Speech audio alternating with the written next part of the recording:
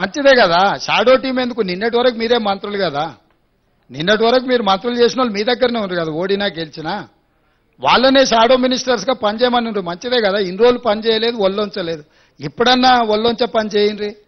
Shadow minister ఉంటే తప్పేముంది?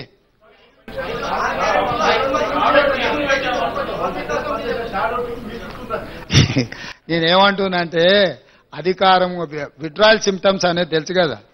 అంటే మా కొడంగల్ ప్రాంతంలో లేకపోతే నారాయణపేట ప్రాంతంలో కొన్ని ప్రాంతాలలో కల్తీ కళ్ళు ప్రభావం కొంచెం ఎక్కువ ఉంటుంది. మత్తు కళ్ళు అంటారు కదా, మందుకళ్ళు తాగినోడు సడన్ గా మందుకళ్ళు దొరకకపోతే ఆ పిచ్చి పిచ్చి చేష్టల్ని తట్టుకోవడానికి కుటుంబ సభ్యులే మంచాన్ని కట్టేస్తారు తాళ్ళు పెట్టి. అధికారం పోయిన విడ్రాయల్ సిమ్టమ్స్ తోని కేటీఆర్ అట్లా మాట్లాడుతుండు. కొంతకాలం అతన్ని తాళ్ళు పెట్టి మంచాన్ని కట్టాల్సిన పరిస్థితి ఉంటుంది. ఈ అన్నిటిని మేమేం తప్పు అర్థం చేసుకోము. ఎందుకంటే అధికారం కోల్పోయిన బాధలోనో భయంలోనో రకరకాలుగా మాట్లాడుతుంటారు. షాడో టీం ఎందుకు?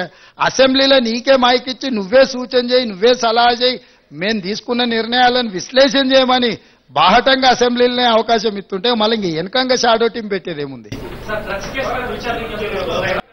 స్టార్ట్ అయింది కదా, ఇంకా అది ఇప్పుడే మొదలైంది కదా.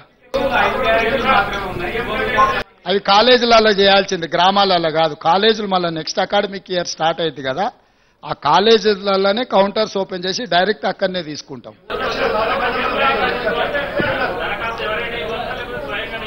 ఎవరైనా ఇవ్వచ్చు, దాంట్లో వివరాలు రాసినాయి కదా. ఇప్పుడు తల్లుంటే కొడుకియొచ్చు, లేకపోతే పక్కింటోళ్ళు కూడా తెచ్చియొచ్చు. మీలాకటి వాలంటీర్స్ కూడా గ్రామంలో ఇల్లు తిరిగి రాసుకొచ్చి ఇచ్చినా కూడా తీసుకుంటాం.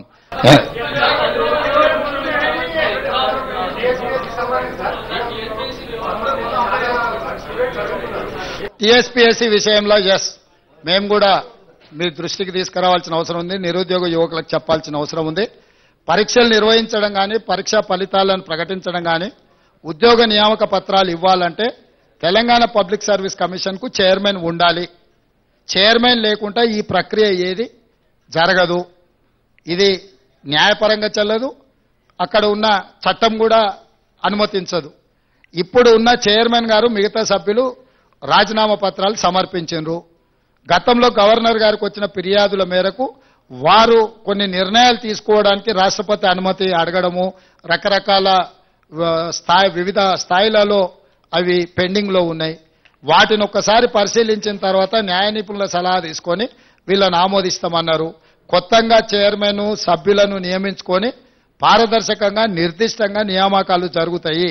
ఎవరు ఏ గందరగోళ పడాల్సిన అవసరం లేదు, ఏ విద్యార్థులు ఆందోళన చెందాల్సిన అవసరం లేదు.